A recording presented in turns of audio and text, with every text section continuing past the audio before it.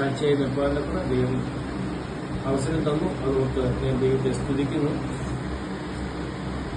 ഏതാണ്ട് 2 വർഷമായി ഞങ്ങൾ ഇവിടെ വീട് വാങ്ങിച്ച് ഇവിടെ താമസം തുടങ്ങിയിട്ട് ആദ്യ സമയത്ത് ഞങ്ങളൊരു പ്രാർത്ഥന വെച്ചു. അന്ന് ഞങ്ങൾ ചില ദിവസങ്ങൾ ആഞ്ഞിലിത്താനം മൃഗസംഘടനയുടെ ബന്ധത്തിലായിരുന്നു. അങ്ങനെ ആദ്യത്തെ പ്രാർത്ഥനയിൽ അവരുടെ പ്രിയപ്പെട്ടവർ കടന്നു വന്നു. വ്യത്യാസഭയിൽ നിന്നും ചില സഹോദരന്മാർ കടന്നു വന്നു. അങ്ങനെ ആദ്യത്തെ പ്രാർത്ഥന ഇവിടെ ആരംഭിച്ചു. എന്നാൽ അതിനുശേഷം ഞാൻ ഒഡീസയ്ക്ക് പോവുകയും ഞങ്ങൾ ഒഡീസയിൽ പോവുകയും വരികയും ചെയ്തുകൊണ്ടിരുന്നു. ഇതിന്റെ മധ്യത്തിൽ മഞ്ഞാടി ബദന അസംബ്ലിയുമായിട്ട് ഞങ്ങൾക്ക് അഭിജ്ഞമായിരിക്കുന്ന ഒരു ബന്ധമുണ്ടാകുകയും ഞങ്ങൾ ആ ഒരു തീരുമാനമെടുത്തു. മഞ്ഞാടി സഭയുമായിട്ട് ബന്ധപ്പെട്ട് ഇനി മുൻപോട്ട് പോവുക എന്നുള്ള ഒരു ആഗ്രഹം ഞങ്ങൾക്കുണ്ടാകുകയും അങ്ങനെ അന്നു മുതൽ മഞ്ഞാടി സഭയുമായിട്ടാണ് ഞങ്ങൾ മുൻപോട്ടിരിക്കുന്നത്. എന്നാൽ ഇതിന്റെ മധ്യത്തിൽ ഒഡീസയിൽ പോവുകയും വരികയും ചെയ്തുകൊണ്ട് ഇവിടെ പെർമനന്റ് ആയിട്ടുള്ള താമസം ഞങ്ങൾക്കില്ലായിരുന്നു. എന്നാൽ ഇപ്പോൾ 2-3 മാസമായി ഞാനിപ്പോൾ ഇവിടെ സ്ഥിരമായിട്ട് ഞങ്ങൾ 2 പേര് സ്ഥിരമായിട്ട് ഞങ്ങൾ ഇവിടെ ആയിരിക്കുകയാണ്. അപ്പോൾ ഞങ്ങളുടെ മനസ്സിലൊരു ആഗ്രഹം ഉണ്ടായി, ഒരു കോർപ്പറേറ്റ് മീറ്റിംഗ് വെക്കണം. അത് ഷൈൻ ബ്രദറുമായിട്ട് സംസാരിച്ചിരുന്നു. അപ്പോൾ പറഞ്ഞു ഒക്ടോബർ ലാസ്റ്റ് 2nd സാറ്റർഡേ ആണ് ഇപ്പോൾ നല്ലത്. അത് ഒക്ടോബർ ലാസ്റ്റ് വീക്കിൽ ആയിക്കോട്ടെ എന്ന് പറഞ്ഞു. ആയിക്കോട്ടെ, കുഴപ്പമില്ല, എന്നാലൊരു പ്രാർത്ഥന വെക്കണം, കോർപ്പറേറ്റ് മീറ്റിംഗ് വെക്കണമെന്ന് പറഞ്ഞു. എന്നാൽ എനിക്ക് അത് അപ്രതീക്ഷിതമായിരുന്നു ഇന്നത്തെ കോർപ്പറേറ്റ് മീറ്റിംഗ്. എന്നാൽ ദൈവത്തിന് അപ്രതീക്ഷിതമല്ലായിരുന്നു. ദൈവം മുന്നേ സകലതും കണ്ടു. അന്ന് ആ രീതിയിലായിരുന്നുവെങ്കിൽ ഇന്ന് ഇവിടെ വന്നിരുന്ന പലരും അന്ന് വരത്തില്ലായിരുന്നു. ദൈവത്തിന്റെ പ്ലാൻ, ദൈവം പല രീതിയിലാണ് ദൈവം ആലോചിക്കുകയും ചിന്തിക്കുകയും ചെയ്തത്. അങ്ങനെ മാതാവിന്റെ വിയോഗത്തോട് ബന്ധത്തിൽ ഇപ്പോൾ കേട്ടതുപോലെ ബിരുമോനും കടന്നു പോകാനൊക്കെ റെഡിയായി തീർന്നു. ആ ശുശ്രൂഷയിൽ ഇവിടെയുള്ളതായിരിക്കുന്ന മഞ്ഞാടി സഭയിൽ നിന്ന് പ്രിയപ്പെട്ടവർ കടന്നു വന്നു. അത് എങ്ങനെ ഇരിക്കുകയും ഞാൻ നന്ദി അറിയിക്കണമെന്ന് എനിക്ക് അറിഞ്ഞുകൂടാ. കാരണം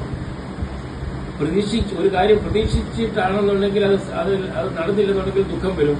പ്രതീക്ഷിച്ചിട്ടാണ് ആ കാര്യം നടന്നിട്ടുണ്ടെന്നുണ്ടെങ്കിൽ വലിയ പ്രയാസമൊന്നും വരത്തില്ല, വലിയ സന്തോഷവും വരത്തില്ല. എന്നാൽ പ്രതീക്ഷിക്കാത്ത ഒരു കാര്യം കടന്നു കഴിയുമ്പോൾ വളരെ സ്നേഹവും സന്തോഷവും അത് എനിക്ക് പറഞ്ഞറിയിക്കുവാൻ കഴിയുകയില്ല. അതുപോലെ തന്നെ ചാപ്പുച്ചൻ ബ്രദറും ജോസ് ബ്രദറും ഷൈൻ ബ്രദറും മറ്റുള്ള പ്രിയപ്പെട്ടവരൊക്കെയും കടന്നു വന്നു. ആരോഗ്യ വേണ്ടത്ര നിലയിലില്ല എങ്കിൽ തന്നെയും ആ ചൂട് സ്ഥാനത്ത് അത്രയും നേരം ഇരുന്ന് ഞങ്ങളുടെ ആ ദുഃഖത്തിൽ പങ്കുകൊള്ളുവാൻ തക്കണം മഞ്ഞാടി സഭ കാണിച്ചതായിരിക്കുന്ന ആ സ്നേഹം അതെനിക്ക് ഒരിക്കലും മറക്കുവാൻ തക്കണം കഴിയുകയില്ല. കാരണം അത്രമാത്രം ഞങ്ങളെ സ്നേഹിക്കുന്നില്ല എന്നുള്ള ഓർത്ത് ഞാൻ വളരെ ദൈവത്തെ സ്തുതിക്കുകയും മഹത്വപ്പെടുത്തുകയും ചെയ്തു. അത് മാത്രമല്ല, ഇങ്ങനൊരു കോട്ടേജ് ഇപ്പോൾ നടത്തുവാൻ വേണ്ടിയായി തീർന്നതും ഒരു പക്ഷെങ്കിൽ ദൈവത്തിന് അത് പ്രതീക്ഷയോടുകൂടി ആയിരുന്നു എന്ന് കരുതുകയാണ്. കാരണം അന്ന് പ്രിയ മാതാവിന്റെ വിയോഗത്തോടുള്ള ബന്ധത്തിൽ വളരെയധികം കഷ്ടപ്പെട്ട ചില പ്രിയപ്പെട്ടവരാണ് ഇന്നിവിടെ വന്ന് കൂടിയിരിക്കുന്നത്. പ്രിയ സരി, അതുപോലെ തന്നെ മകൻ സജിമോൻ, മോള് ഷൈനിമോൾ, അതുപോലെ തന്നെ ഉപ്പാപ്പന്റെ ഭാര്യ നിസി, അതുപോലെ തന്നെ മേരി സഹോദരി, ഇവരെല്ലാം രാത്രിയും പകലൊന്നുമില്ലാതെ എല്ലാത്തിനും ഓടിച്ചാടി നടന്ന് അവരെ വളരെ ശുശ്രൂഷിച്ചതാണ്. ഇങ്ങനെയൊരു കോട്ടേജ് മീറ്റിംഗിൽ അവർക്കും കടന്നു വന്ന് പങ്കുകൊള്ളുവാനൊക്കെ ഇടയായല്ലോ. അത് അവർക്ക് പലരും ആദ്യമായിട്ടാണ് ഈ ഭവനത്തിൽ കടന്നു വരുന്നത്. എന്നാൽ അവർക്കൊക്കെ കടന്നു വന്ന് ഈ ഒരു കോട്ടേജ് മീറ്റിംഗ് സംബന്ധിപ്പാൻ ഇടയായതിൽ എനിക്ക് വളരെ സന്തോഷമുണ്ട്. ഞാൻ കൂടുതലായിട്ടൊന്നും ഞാൻ പറയുന്നില്ല. ഞങ്ങളെ ഓർത്ത് പ്രാർത്ഥിക്കുന്നുണ്ടെന്ന് ഞങ്ങൾക്കറിയാം. ഞങ്ങളുടെ മക്കളെ ഓർത്ത് നിങ്ങൾ പ്രാർത്ഥിക്കുന്നുണ്ട് എനിക്കറിയാം. തുടർന്ന് നിങ്ങൾ പ്രാർത്ഥിക്കണം, എല്ലാ ആവശ്യങ്ങളും ഓർത്ത് പ്രാർത്ഥിക്കണം. എന്നാൽ വിശേഷം ഒരു കാര്യം കൂടി ഞാൻ പറയുകയാണ്. എനിക്ക് 7 കൊച്ചുമക്കളുണ്ട്. ഇന്നത്തെ പരിസ്ഥിതി നോക്കുമ്പോൾ വസ്തുതയിൽ എനിക്ക് പേടി തോന്നുന്നതാണ്. കൊച്ചുമക്കൾ സ്കൂളിൽ കോളേജിൽ പോകുമ്പോൾ അവരുടെ സ്ഥിതി എന്തായിത്തീരും, എങ്ങനെ അവര് മുൻപോട്ട് അവരുടെ ഭാവി ജീവിതം എങ്ങനെയായിത്തീരും. പക്ഷെ ലൗകികമായിട്ട് അവർ നന്നായിട്ട് പോവുക എന്നുള്ള അതിൽ എനിക്ക് സംശയമില്ല. എന്നാൽ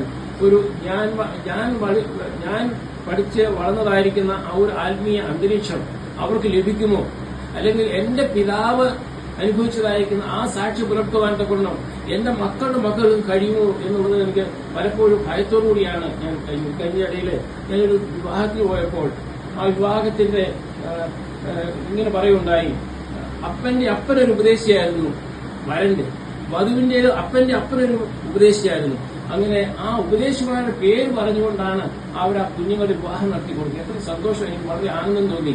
അതെ, എനിക്ക് പറയുവാൻ നിൽക്കുന്ന ഉള്ളേ ഉള്ളൂ. മഞ്ഞയുടെ സഭയുടെ കാര്യങ്ങൾ പ്രാർത്ഥന പ്രത്യേക ഞങ്ങളെ ഓർത്ത് പ്രാർത്ഥിക്കുന്നുണ്ട്, ഞങ്ങളുടെ മക്കളെ ഓർത്ത് പ്രാർത്ഥിക്കുന്നുണ്ട്. എന്നാൽ 7 കുഞ്ഞുങ്ങൾ വേണമെങ്കിൽ ഞാൻ പേരും തരാം. 7 കുഞ്ഞുങ്ങളെ ഓർത്ത് പ്രാർത്ഥിക്കണം. കാരണം അവർ സ്കൂളിൽ പോകുമ്പോഴും കോളേജിൽ പോകുമ്പോഴും, ഇത് എന്റെ കുഞ്ഞുങ്ങളോട് മാത്രമല്ല, അത് ഒരു അത്യാഗ്രഹമാണെന്ന് നിങ്ങൾ ചിന്തിക്കരുത്. നമ്മുടെ എല്ലാ ഭവനത്തിന്റെയും നമ്മുടെ കൊച്ചു കുഞ്ഞുങ്ങൾ സ്കൂളിൽ പോകുന്ന, കോളേജിൽ പോകുന്ന അവരെ ഓർത്ത് നാം വളരെയേറെ പ്രാർത്ഥിക്കുന്ന പ്രത്യേകം. ഈ സമയത്ത് എന്റെ 7 കൊച്ചുമക്കളെ ദൈവം ദാനമായി തന്നിട്ടുണ്ട്. ഒരു മോളെ വിവാഹം ചിലപ്പോൾ 1 2 ഒരു വർഷത്തിനകം ചിലപ്പോൾ നടന്നിരിക്കും. അതിൽ അവർക്കും മക്കളുണ്ടാകും. എന്നാൽ അവരുടെയൊക്കെ പരിസ്ഥിതി നോക്കുമ്പോഴപ്പോൾ നമുക്കറിയാം, ബാംഗ്ലൂർ ഏറ്റവും നല്ലൊരു നഗരമായിട്ടാണ് ബാംഗ്ലൂർ കരുതിക്കൊണ്ടിരുന്നത്. അവിടെ നടക്കുന്ന അഴിമതികൾ, നമ്മുടെ എറണാകുളത്ത് നടക്കുന്ന അഴിമതികൾ, അവരുടെ മധ്യത്തിൽ നമ്മുടെ കുഞ്ഞുങ്ങൾ പാർക്കുമ്പോൾ പ്രത്യേക ഈ വിഷയത്തെ ഓർത്ത്, ഈ കൊച്ചുമക്കളെ ഓർത്ത് പ്രത്യേക പ്രാർത്ഥിക്കണം. അവരുടെ പേരെടുത്ത് നിങ്ങൾ പ്രാർത്ഥിക്കേണ്ട ഒരു സമയം വന്നിരിക്കുകയാണ്. ഈ സാക്ഷ്യത്തിൽ കൂടി ദൈവം നാം മഹത്വപ്പെടുന്നവരാകട്ടെ.